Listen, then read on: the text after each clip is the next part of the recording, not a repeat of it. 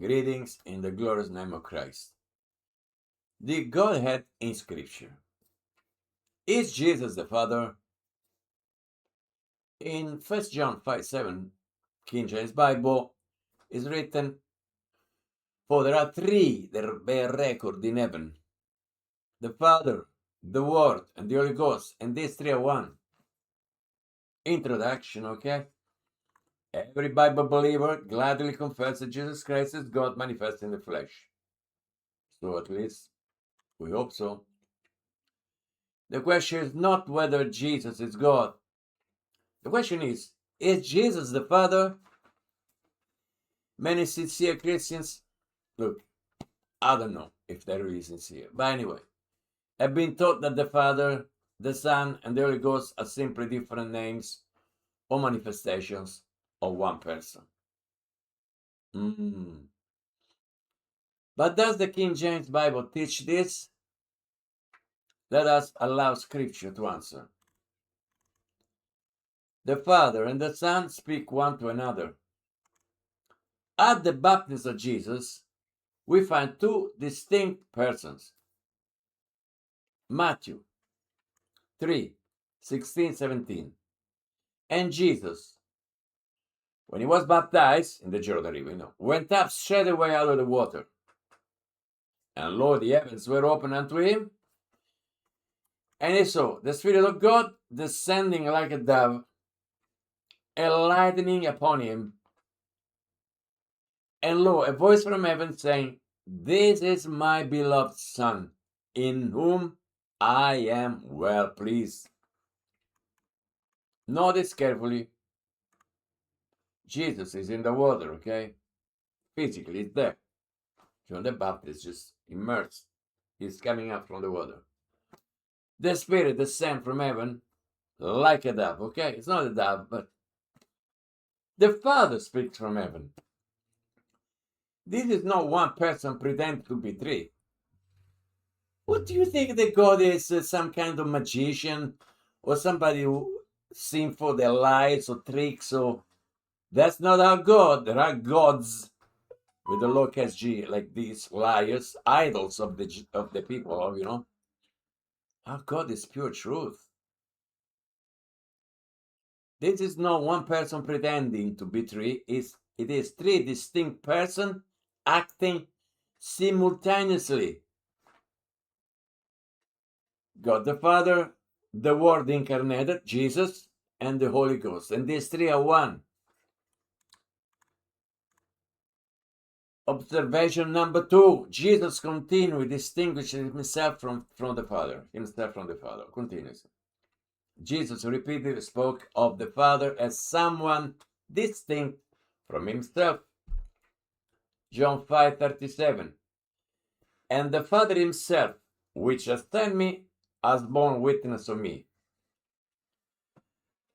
Friends, the one sending is not the one being sent. What is that? John 6:38. For I came down from heaven, not to do my own will, but the will of him that sent me.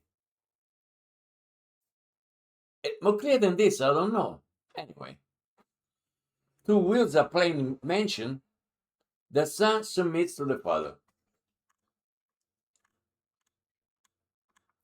Jesus prayed to the Father.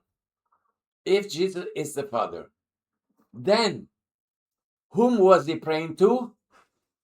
Our glorious Lord is not schizophrenic. John 17:1. These words spake Jesus, and lifted up his eyes to heaven, and said, Father, the hour is come, glorify thy Son, that thy Son also may glorify thee. Is that clear? He's praying and said, Father, looking up to heaven. You know why? Do you ask yourself why he looks up to heaven? Because the throne of God is above. There is the firmament, which is a solid barrier. There are waters above, and then there are heavens of heavens, and the throne of God is above. We're not playing games here. And Jesus looked up to heaven and prays to the Father. Jesus is on earth, the Father is in heaven on the throne, and says, Father, the hour is come. Glorify thy Son, that thy Son also may glorify thee.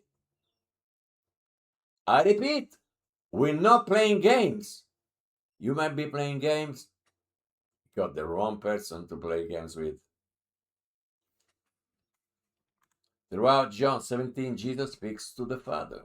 This is real communion between the Son and the Father, not a conversation with himself, which would scare me really a lot. If thou God would be like this, schizo, we were finished. But that's not the case. Thank you, Lord Jesus. Bow to you, praise the Lord. 4. The Father loved the Son before the world was. John 17:24.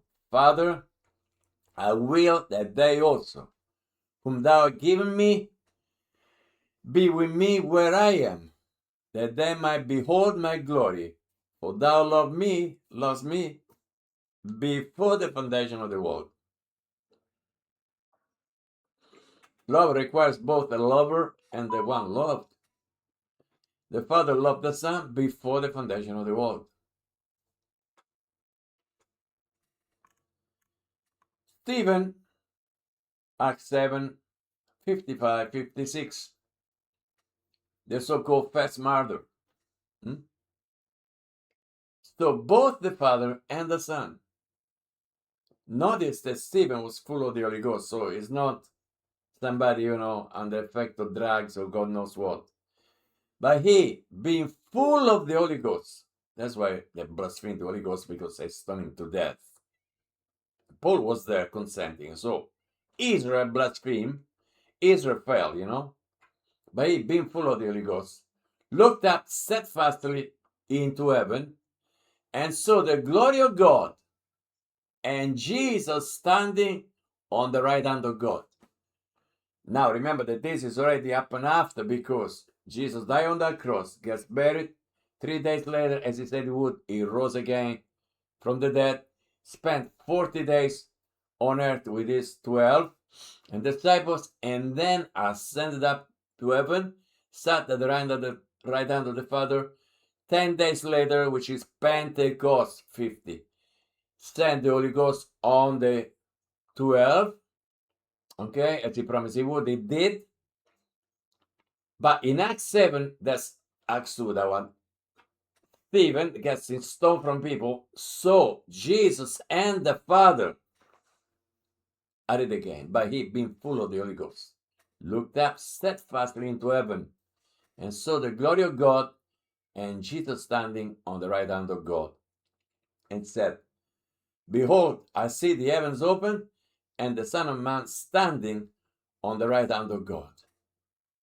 Stephen did not see Jesus standing at his own right hand. He saw the Son at the Father's right hand. I really pray God that... Okay, let me tell you something. When you come to the Word of God, not to me, or pastor this or pastor that, this thing with pastors is really too much. Speak with the Lord and say, Father, praise your holy name. You are God and no, there is no other God. God the Father, God the Son, God the Holy Ghost. These are your pure words. I'm here to learn, not to antagonize you, the Spirit, the Scriptures, or other people. I'm here to learn from you, Father Almighty God. Humbly I ask in Jesus' wonderful name, teach me. I want to know the truth. And the Lord will do that, because he will have all men to be saved and to come to the knowledge of the truth. Praise be to God. Paul, our apostle, the apostle, preacher, teacher of the Gentiles, distinguishes the Father from the Lord Jesus Christ. Paul, being nearly every epistle the same way, begins, becoming even blind, not being, begins nearly every episode the same way. I apologize. Romans 1:7. Grace to you and peace from God our Father and the Lord Jesus Christ. Notice, no one person with two titles, but God our Father and the Lord Jesus Christ. Distinct persons united in perfect deity.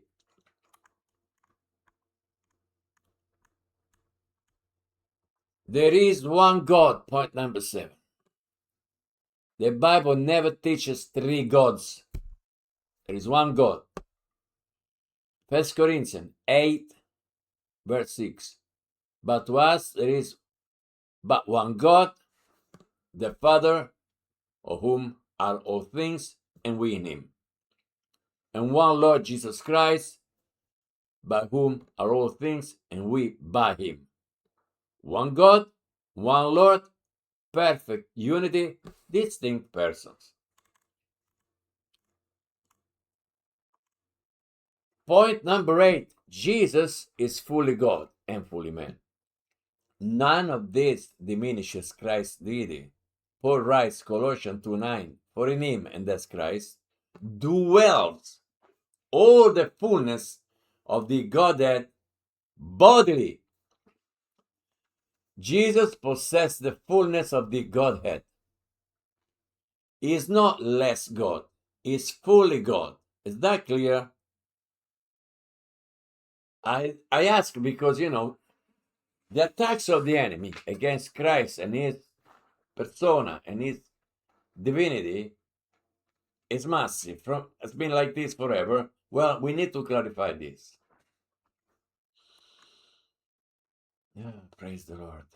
Jesus possessed the fullness of the Godhead. He's not less God, he's fully God. Yet Jesus is not the Father. Jesus himself said, John 14:28, my Father is greater than I. And after his resurrection, he said in John 20, verse 17, I ascend unto my Father and your Father, and to my God and your God, to the believing little flock. Jesus never said, I am the Father. He continually distinguished himself from the Father. I mean, honestly, I know that there are 40,000 plus denominations and they make a mess. But you have a responsibility to check in the scripture, in the book for yourself. And me too, just in case you think I play holier than thou, because I don't. What about Isaiah 9:6? One passage often quoted is Isaiah 9:6, and his name shall be called Wonderful, Counselor, the Mighty God, the Everlasting Father. This does not say that Jesus is God the Father. The expression the Everlasting Father speaks of Christ as the Father or source, originator, possessor of eternity and the coming age, just as Scripture calls Abraham the father of all them that believe, Romans 4:11, without making him God the Father. Do you understand how subtle it is? Isaiah described the Messiah divine titles, not collapsing the distinction between the Father and the Son found throughout Scripture. Lord, we thank you for your clarity and help us because all of us have tiny, tiny ant brains. Jesus, so good. 11, the clear statement. 1 John 5:7. Thank you, Jesus, Almighty God, for there are three that bear record in heaven: the Father, the Word, and the Holy Ghost, and these three are one. Notice carefully. It does not say these three are one person. It says these three are one in perfect unity. One God, three who bear record. Conclusion. Aren't you happy? We came to the conclusion. The King James Bible teaches There is one God. Jesus Christ, fully God. The Holy Ghost is God. The Father is God. The Father is not the Son. The Son is not the Holy Ghost. The Holy Ghost is not the Father. The three are perfectly one in essence, purpose, glory, and deity, yet Scripture consistently distinguishes them as the Godhead. To deny the deity of Christ is error. To deny the distinction between the Father and the Son is equally to go behind, I say behind, I don't know, what the Scripture says, above. As Bible believers, our authority is not tradition or human reasoning, but the written word of God. So let me finish with this wonderful command and exhortation of Paul to us. Study to show thyself approved unto God, a workman that needs not to be ashamed, rightly dividing the word of truth. 2 Timothy 2:15. The Godhead in Scripture is Jesus the Father, what the King James Bible really teaches. One God, three persons, perfect unity. Now, I've done other studies with many more verses, but I'm trying to condense so people don't get too tired to listen to my boring voice. Grace and peace to all. Thank you, Lord. All glory to you. Hey, before I go, make sure, wherever you are, that you have believed and received how the Christ died for our sins, according to the Scriptures, and that he was buried, and he rose again the third day, according to the Scriptures. Grace and peace to all. Thank you.